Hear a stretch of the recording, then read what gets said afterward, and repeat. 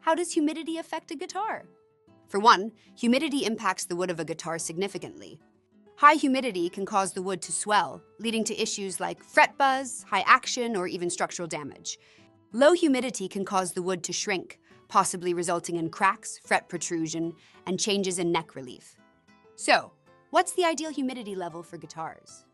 The ideal humidity level for guitars is generally between 45% and 55%. This range helps to keep the wood in optimal condition. How can you tell if your guitar is being affected by humidity? If your guitar starts showing signs of high action, fret buzz, or sharp fret ends, it may be a result of humidity issues. Changes in the sound, such as loss of resonance, could also indicate a problem. Remember, every guitar is unique, and what works for one might not work for another.